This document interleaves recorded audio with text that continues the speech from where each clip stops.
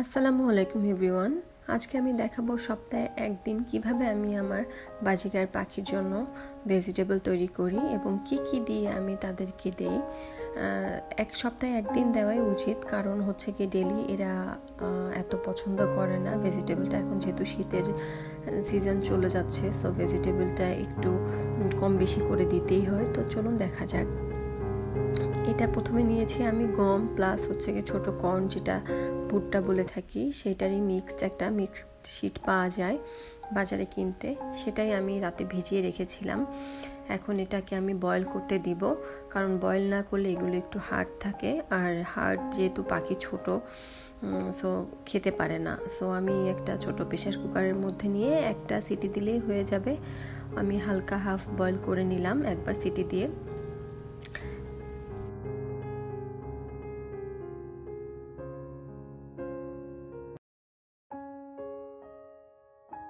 এই যে আমার বয়েল করা হয়ে গেছে।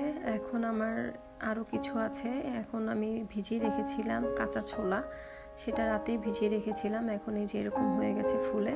এখন এটাকেও বয়েল করতে হবে, যেহেতু সব কিছু বয়েল করলে ওরা বেশি সুন্দরভাবে খেতে পারে।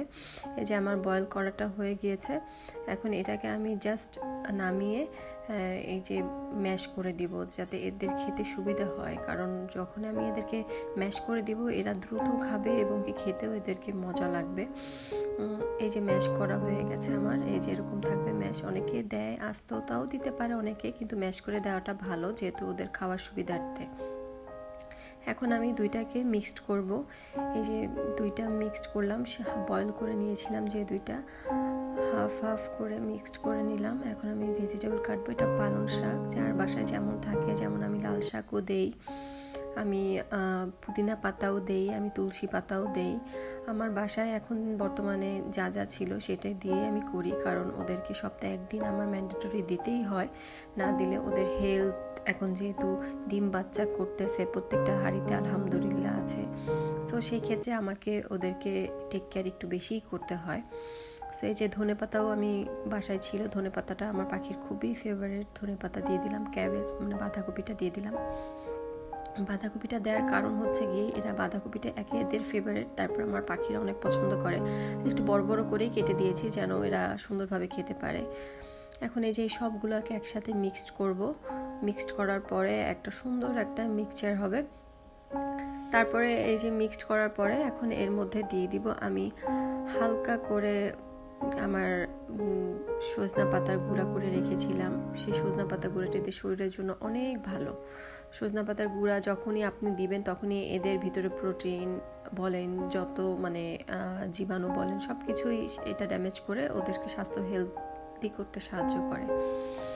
এই যে এখন আমার নিচে একটা ককাটেল ছিল, সেই ককাটেলের জন্য আমি খাবারগুলো দিয়ে দিচ্ছি। দেখেন ককাটেলটা পাগল হয়ে যাচ্ছে, সবসময় বেরোনোর জন্য উত্তেজিত হয়ে থাকে।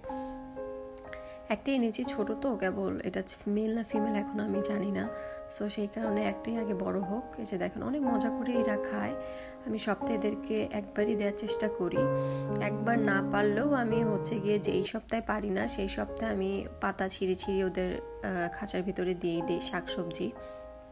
এখন চলে আসলাম ছাদে, যেখানে আমার ছোট্ট একটা বার্ড ভ্যালির মতন আছে। বেশি বড় করে করতে পারিনি, কারণ হচ্ছে গিয়ে এখনো আমার অনেক কিছু করা বাকি আছে, ছাদের কিছু কাজ বাকি আছে।